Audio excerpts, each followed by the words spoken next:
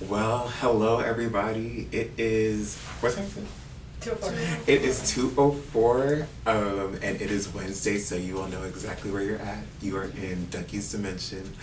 Welcome everybody. Today is a very exciting day for me because I am joined here with the great, magnificent, local Columbus Book Club, the Hardcover Hotties, and I have two of the board members here with me, Miss Lauren Marshall and Miss Ellen and Lauren, if they want to start and do just a quick hello.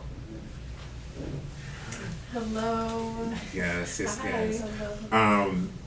I had them on here just because, why not? I mean, first of all, I'm part of the Hardcover Hotties. They say that reading makes people sexy.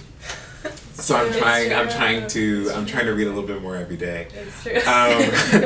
But I wanted to have them on here, one, because it is March 1st and we just also have Black History Month, and I thought the book that they read was so interesting.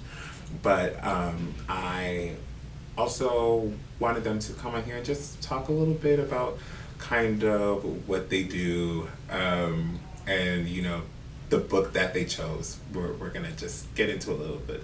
So the first thing I would love for them to do is just introduce themselves, talk a bit about what Hardcover Hotties is, and just why they chose this book of the month.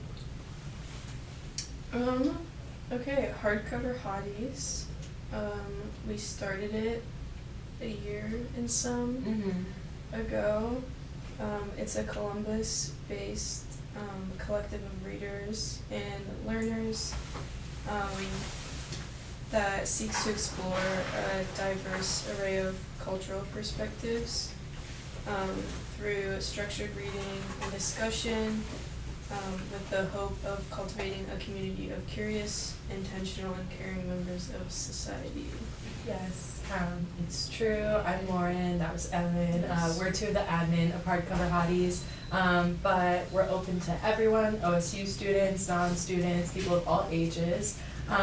We meet once a month on Sundays and have one book of the month, and our book of the month this month is Parable of the Sower by Octavia Butler, which is what we're going to get into with Douglas and our music selections in a bit. And if you're curious about us or want to learn more, we post all of our meetings on our YouTube channel, which is just Hardcover Hotties. We have a wide variety of content on our website, www.hardcoverhotties.com, and then we also have an Instagram, and our handle is @hardcoverhotties. So check us out. Yes, please definitely check them out, because if you all want visuals, if you want information, and I feel like it's such a good thing to have people around you who do try to read a lot, just because I don't know, I feel like as of recent I've been reading a lot more, but I'm a senior now, but like first, second, even third year, I had friends like all around me who didn't read as much, but reading opens the door for so many like different types of discussion topics and stuff like that. And did you already mention the book of the month? Yes. Okay, sorry you all, sorry. Parable of the Sower, yes, by Octavia Butler. February was a busy month. February was a busy month for me, so I haven't gotten too much into Parable of the Sower just yet, but for one of my classes I did have to read another book by Octavia Butler, which was Kindred, which once you all, I think, disclaimer, and maybe you all can agree, this is a book you may want to take a break or two, you know, when you're reading, just kind of, you know, a breather, so that you don't overwhelm yourself, because she does a good job mixing history and science fiction together, which we'll also get into in a little bit. But I wanted to do a little introduction on Octavia Butler, just so that people know who she is. I'm going to read a little bit of the introduction from Kindred, just so that you all get an idea of like what caused her to kind of start writing. So it says in the introduction, and let me stop chewing this gum.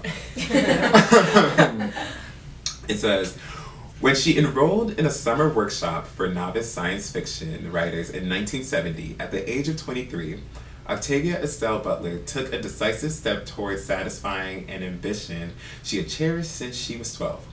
An only child whose father died when she was a baby, Butler was aware very early of women struggling to survive. Her maternal grandmother had stories to tell about long hours of work in the cane fields of Louisiana while raising 7 children. Her mother, Octavia M. Butler, had been working since the age of 10 and spent all her adult life earning living as a housemaid. As the author told Veronica Mixon in an interview just before Kindred appeared, the experiences of the women in her family influenced her youthful reading and her earliest efforts at writing. Their lives seemed so terrible to me at times, so devoid of joy or reward. I needed my fantasies to shield me from their worlds. The powerful imaginative impulse that produced Kindred had its origin in the escapist fantasies of a child who needed to find or invent alternative realities. By temperament and by virtue of the strict Baptist upbringing her mother enforced, Butler was reclusive. Imaginary worlds solaced her for the pinched rewards of the actual world, and books took the place of friends. Kindred, however, Kindred is a little bit about an escapist fantasy. If as a girl, Butler needed to distance herself from the grimness of her mother's life, she nevertheless always had her eyes open. What she saw as a child, she later confronted and reshaped as a novelist. When her mother couldn't find or afford a babysitter, young Octavia was taken along to work. As she told the interviewer from Black Scholar, even then she observed the long arm of slavery, the degree to which her mother operated in a white society as an invisible woman, and worse, to the degree which she had accepted and internalized her status. That's a little bit about Kindred, but I wanted to kind of skip a little bit as to why she does like science fiction. If you'll give me a moment.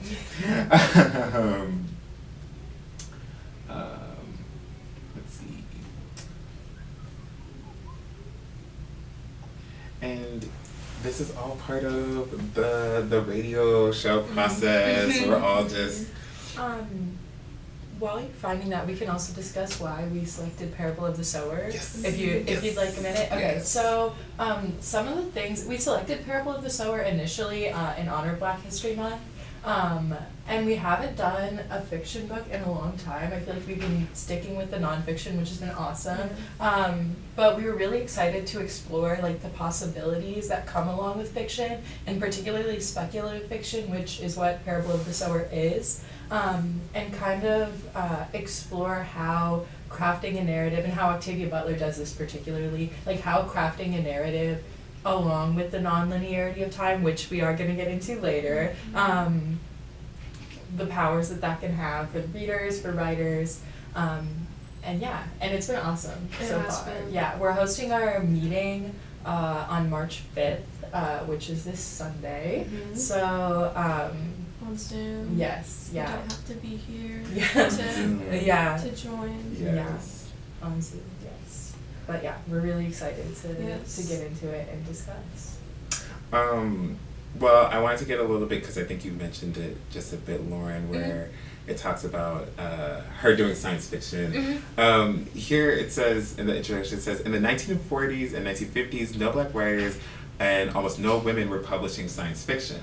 Not surprisingly, few Black readers, and we can assume very few Black girls, found much to interest them in the science fiction of the period, geared as it was towards the white adolescent boys. Some of it was provocatively racist, including Robert Heinlein's The Sixth Column, whose heroic protagonist in a future race war was unsubtly named Whitey. The highest tribute paid to a character of color in such novels was for the author to have him sacrifice his life for his white comrades.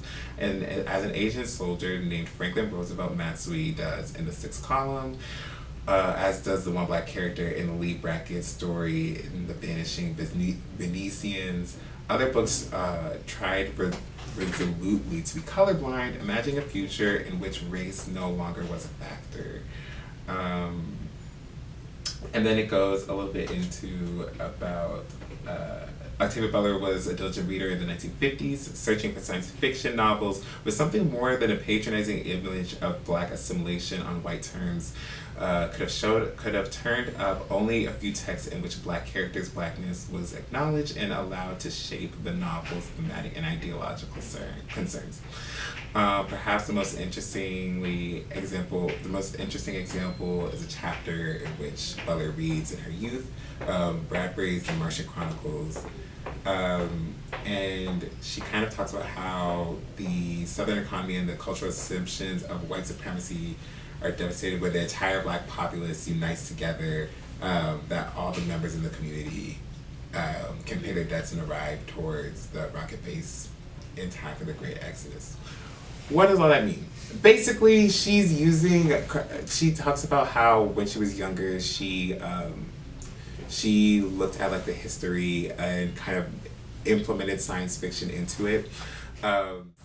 Like I said, we'll get into a little bit about the biases behind what is considered science fiction a little bit later, but to kind of get us started, I think our theme here today to talk about like what we were talking about was a little bit about Afrofuturism and kind of how Afrofuturism basically it uses like art and literature to explain like kind of like black history, but also uses themes of science and technology. So hence the sci-fi, hence why we were choosing like Octavia Butler.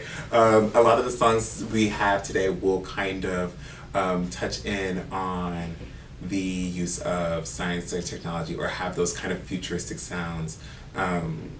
And we're actually about to get started. I think the first song that I actually chose was a song called Rewind by Collab. And the reason why I chose it, it does have that kind of like futuristic sound, but in Kindred, a lot of it talks about the main character going back and forth between time and space and how that has shaped her like history or like the history of her family and her family lineage. And I think I think this song kind of does a good job like talking about like, so she's in the book, she's in the 70s, there's a show, she's also in like the 2010s, and she basically gets caught up in the void and is sent back to 1815 where she has to, you know, basically become a slave. And basically Kindred talks about how the only way to, ever since post-slavery, I guess the only way to actually understand fully what slavery was like was to be able to be in your body and go back in time and experience it for ourselves, to know the brutality of what that was. That was the theme that she had, but the reason I chose this song, it talks about rewinding. She's going back and forth. It's really cool. So this is the first song we have up here. Alright, hopefully you all enjoyed that. That was Rewind by Collab. Now that you all have heard a song, we've given you all a breather. I think we're going to come back just a little bit for a discussion, and of course, feel free to hop in with anything. Another reason why I chose this song, I have been talking to my lovely friends, the Hardcover Hotties, and for my Black Urban Experience class, we talk a little bit about theorizing race and understanding race, which I feel like this, at least in Kindred and Octavia Butler in general, when she tries to apply it to a theme, whether that's environment, whether that's race, whether it's any sort of identity, she does a good job, I think, kind of, and maybe you'll contest, like relating like space and time to tell stories. Mm-hmm. Specifically for me in Kindred, she, there's supposed to be a little bit about like, I think it's like a Newton's law in physics that explains that time is like non-linear. Therefore, as time is like non-linear and we're understanding race and what is race, most of the time in terms of blackness and race, we say that it's multiple identities intersecting together as one identity. So socioeconomic class, gender, and then like several other things, but having one like identity in common that they share with all these other people. And I think that's why sometimes it's so hard to define like what a race is or how like a racist should act or stuff like that, because there's so many different identities within it that you can't just make one big generalization. And I think in the book she does a good job talking about like, well, race has always been this way. Therefore, to understand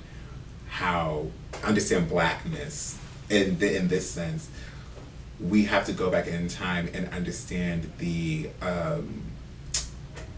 different stories that people had, of course, because you even in Kindred there's like women who are on the plantation who are pregnant. There are women who are deaf, like, and have to sign, and like understanding sign language, understanding the complexities of the different people on the plantation. And therefore, I think after my whole ramble, I think the question I kind of had was, how did we see, at least in Octavia Butler's writing, how do we see like how time and space affect kind of like the personal characters like within the books and their stories and their understanding? So one of the things that we've been kind of like turning to and exploring throughout this month and through Parable of the Sower and just Octavia Butler's like writing in general is Afrofuturism and like kind of what its core proponents are, what it means like artistically and in literature and in media, as we've been exploring through music, and we will throughout the hour. But also kind of what it means as an ideology, and a big proponent of it is like the playing with time and the non-linearity of time. And Kindred is a novel that goes back into the past, but Parable of the Sower is placed in the future. And a lot of the reading that I've done on Afrofuturism talks about how imagining a future, and Parable of the Sower is technically speculative fiction, imagining a future and creating that kind of world through literature and like writing a whole narrative based in that, and we can see these characters and like see their stories and understand them kind of as a method for resilience and a method of self-healing is a lot of the things that have come up in the context of Afrofuturism. And I think that's why she's referred to as one of the like founders basically of the movement, is because so many of her novels and so much of her writing like plays so intimately with that, and she does it so like well. And obviously her works have like stood the test of time because we're talking about it now in 2023, and it was written in 1993, I think. Parable of the Sower? Parable of the Sower, yeah. And then also Kindred was written in 1979. So it's like after 30, 40 years, what is making us come back to these things? Right, so right, that's also, right. And like weaving throughout time like that, like you said, allows us to see so many like characters and stories that we wouldn't have seen before, and reading them in like fictional kind of settings allows us to explore like other aspects of their identity, or it allows us to see how those different identities overlap because someone's like creating that character in that story. And I think it's interesting, it just popped into my head, because I talked about like kind of like the stories we hear in terms of race. I think we always think, okay, the environment now, like the people of the past always like messed up the environment, but I guess we don't always hear the stories of people who were trying to preserve and protect the environment like in the past. So seeing that it was set in 2025, I was, wow. I know. It's crazy. This is such a, I feel, base level thought, but like it's crazy to think that like these were issues that people were trying to face then, on top of like navigating identities and all of these things that you were talking about, like. I feel like that's so true, and this is me getting a little Oscar jelly. This is how it is. Yeah. But when even I remember like when I was in elementary school, this one girl made like pins for like class of like 2019, and we were in 4th grade. That was like 2010, And I was like, oh my gosh, that's so far from now. Yeah. So even like, I guess reading the book in 1993, you're like, oh my gosh, this is so far from now. Yeah. It's gonna be crazy. But when you read it in 2023, you're like, okay, so next year, next month, what are we doing?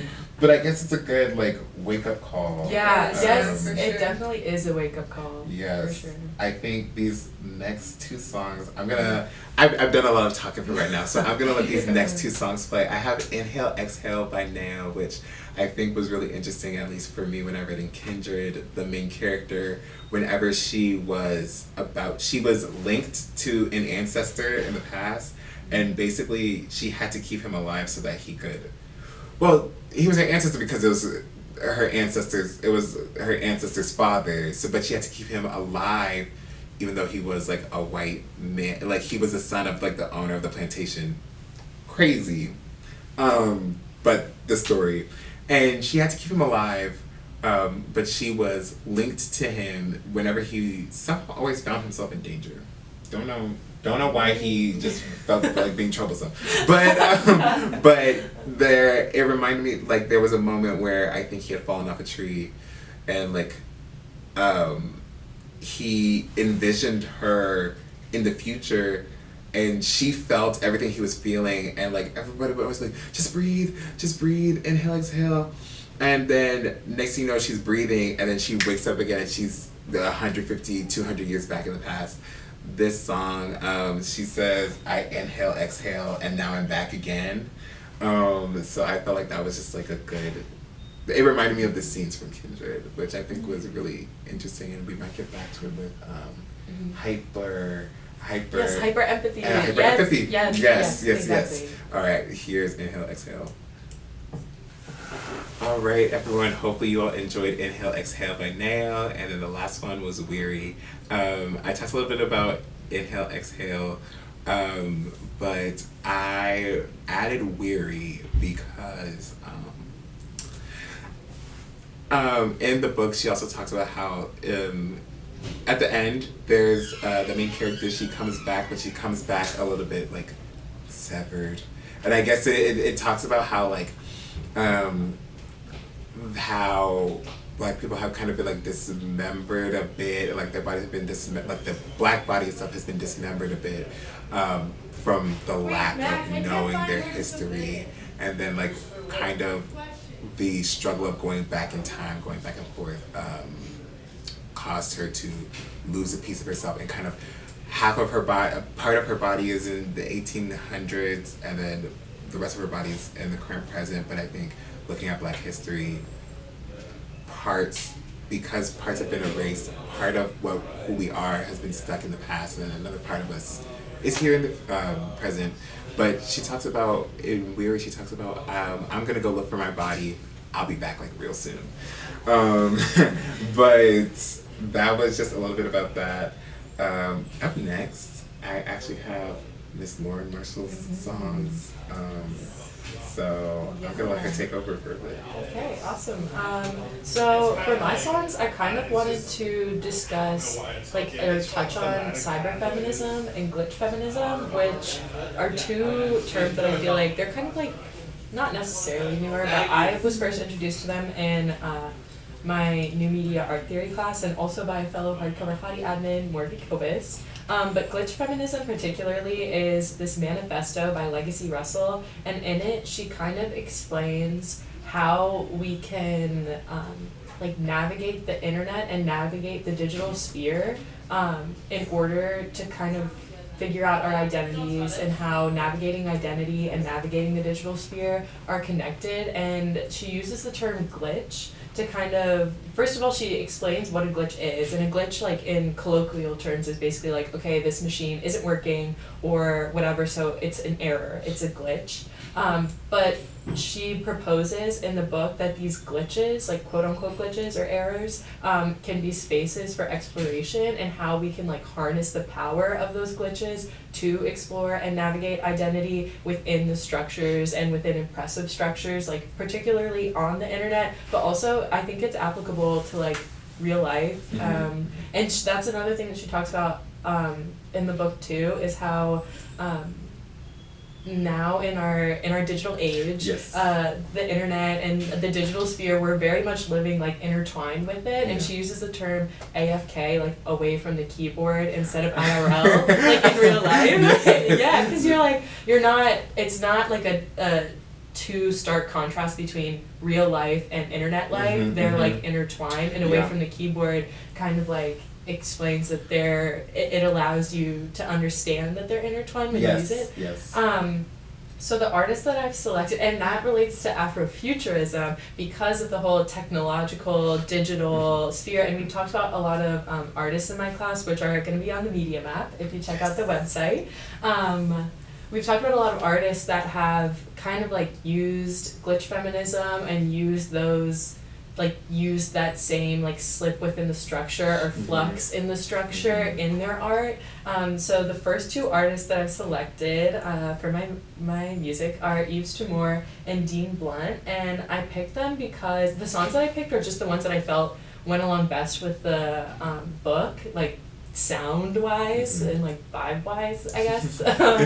But they both are experimental in like really particular ways, and they're both like visual artists outside of being musical artists, so they each have multiple identities. And my last artist, Kilo Kish, is a visual artist too. I feel like these songs represent like that flux kind of mindset really well, and they're both just awesome. They're both the first two songs are pretty instrumental, which I kind of like while I'm reading. You know, it's like, for me it's hard to do. The soundtrack of the book. Exactly. Like I need a little soundtrack, but I think that they're like futuristic and like techie sounding, and again, experimental in a way that kind of it allows them to explore their own artistic practice, and within that, their own identities. Yeah, I think that's so cool. Well, I'm about to press play, you all. I'm about to press play. But I think that's so cool just because, like I said earlier, it's like, well, when we're looking at like terms of like activist type things, how many untold stories, when we look back into the past of like systems of like oppression or like how we've been affected by the environment, how many untold stories do we not know in terms of like all these things about like looking at the glitch, and then I think just to circle back for a second, kind of like the biases and stuff in literature where they're like, oh well, this isn't even proper like literature, so we don't even have to worry about that. Yes. I think diving a bit deeper will allow us to kind of make that change, which okay, maybe I'm getting a little too deep because the book we read before was The Will to Change. And she and Bell Hooks talks about how like to understand like forms of oppression, you have to understand how those things are relationships. So I think a lot of this now, even reading these books, you have to understand the relationships behind person to environment, person to person, all those things. So that was very cool.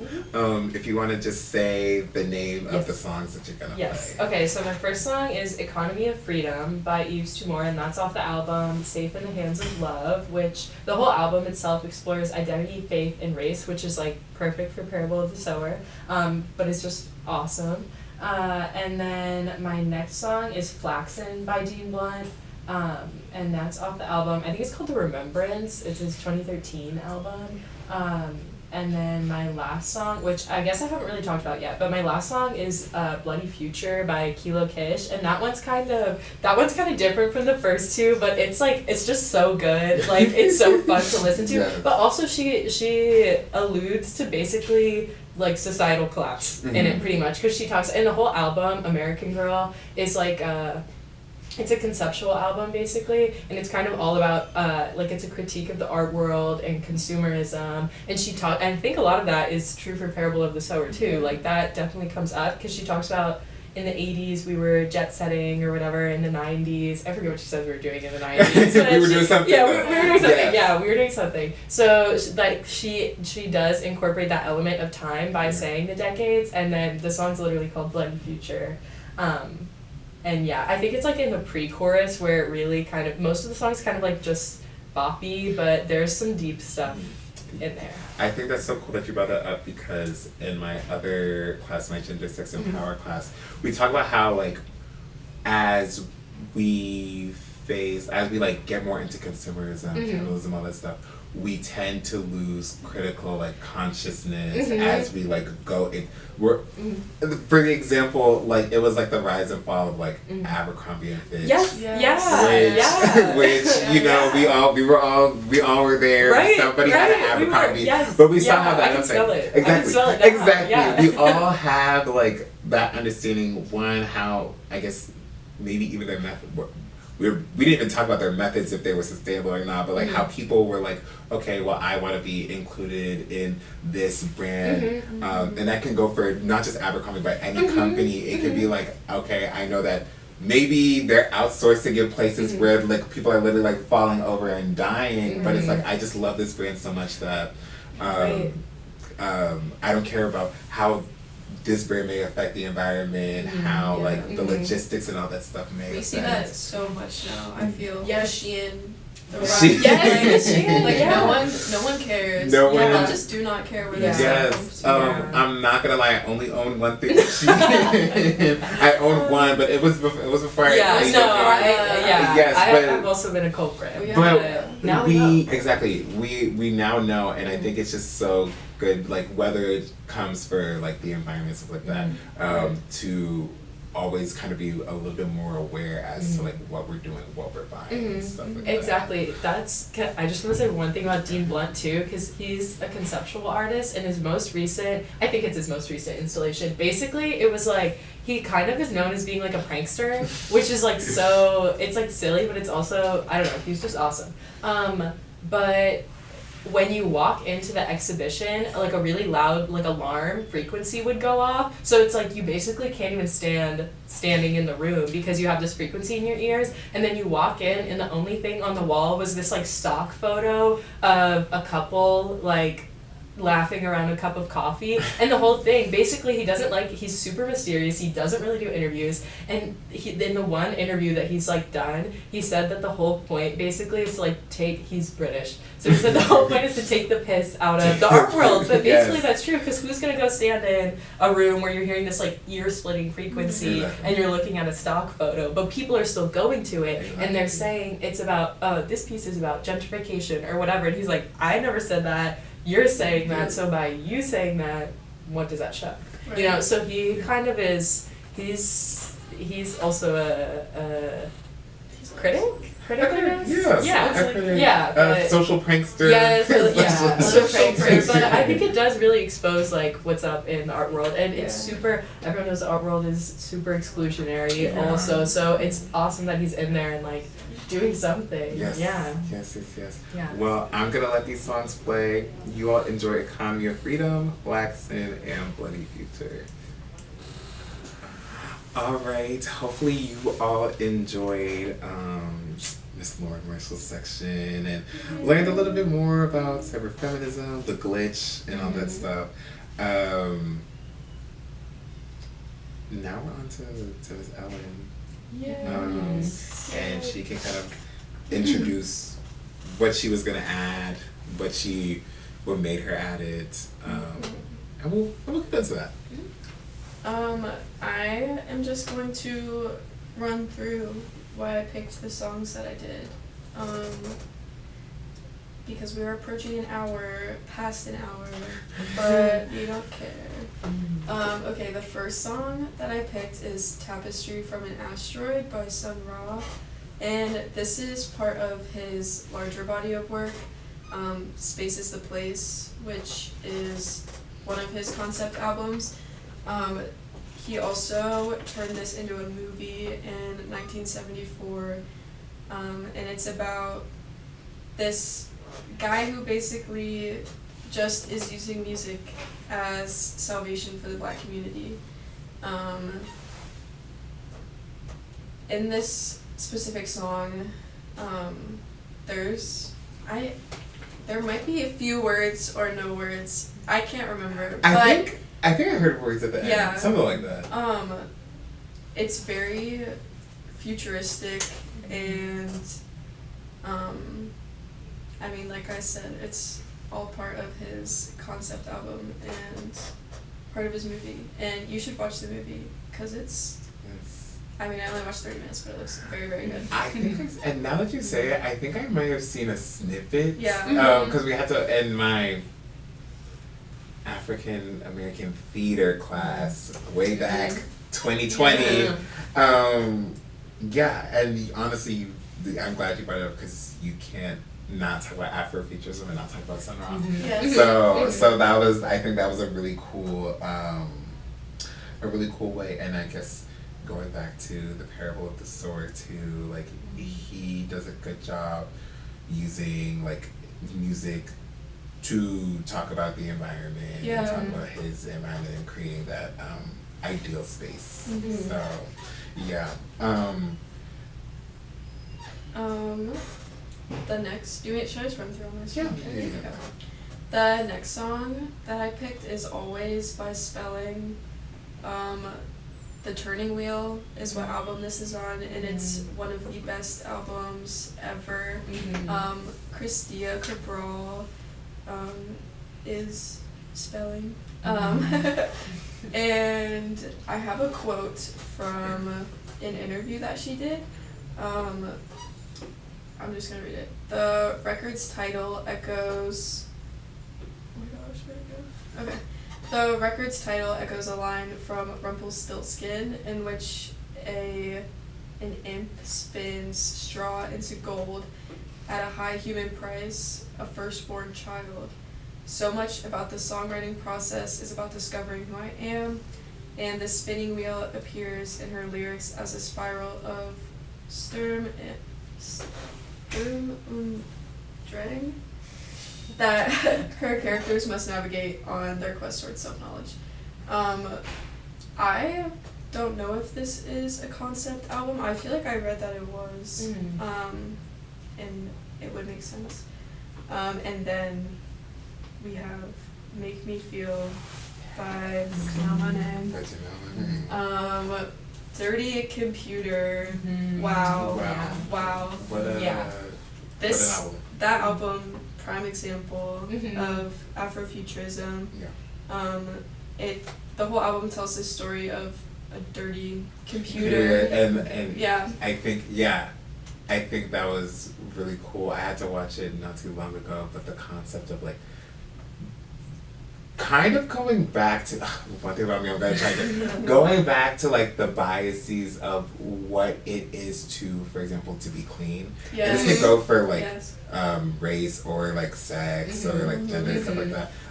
The concept of being clean and like erasing any stories or histories of what people had and being like, okay, well, this is the narrative, this is the definition of what they should be. So these are prettier versions. Exactly. So it's like, oh, instead of trying to like cause a disruption, why don't you just be clean and you know, not worry about your history, your environment, who you are as a person. And sometimes I feel like her album makes us think like, okay, how do we kind of feed into that cleaning process sometimes, even though it may be unintentional. And so that was that album. That album. Yes. And specifically, this song, Make Me Feel, is about like people feeling like they have to change themselves, like to any degree, like how you were saying, like washing away part of their identity through this like cleaning process. And like, I don't know, she's just saying that you do you, and it doesn't matter how you're doing it. Yes, you, Tessa Thompson. As long as it's with love, which is what she points out a lot. Yes, definitely. Okay. Well, thank you for that. With that, we're just gonna go straight into these next couple songs. So sit back and enjoy. Well, everyone, hopefully you all enjoyed those last 3 songs. Like I said, Tapestry from an Asteroid, Sun Ra, Always by Spelling, Make Me Feel by Janelle Monáe, Thank you, Ellen, for such great contributions. But it is gearing towards the end. Well, we've reached the end. But I just want to thank the Hardcover Hotties for coming on today. They always have such great books to read. You can always check their website for past books that they've read, other media and stuff like that. And sometimes, you know, if you were like, okay, I want to talk about something interesting, read a book. You know, read a book, read something that they have, and it'll be great. I'm gonna let them also kind of sign off for any like last minute info and stuff like that. So up to you. Okay, well, first we just want to say big, massive, huge thank you Dougie's to Douglas. Dimension. Yes, it was an honor to be on Dougie's Dimension. Yes. This is our first like little radio show moment, and it was so much fun. Awesome. We do a media map every month, so and we always have a playlist, and you can find our playlists are on Morgan's Spotify at. Or Spotify's Moco, but there's a playlist for every book of the month, so it was so fun to get to like talk about the music, talk about the relationship to the book. So thank you so much, Douglas, for having us. Thank you. And yeah, we have our meeting this Sunday. If you're seeing this, hearing this before March 5th, March 5th, you should yes. come. Yes. And if you miss it, it will be on our YouTube channel, and you can find everything you need at hardcoverhottiesbookclub.com. And everything ever. And please do not forget their Instagram handle. They Yes. have the best visuals. So Hardcover Hotties. Follow us on Instagram. Yes. And with that, thank you all. I will hopefully see you all next week with less technical difficulties. So you all have a great week, and I will see you later in Dougie's Dimension. Bye. Bye. Thank you.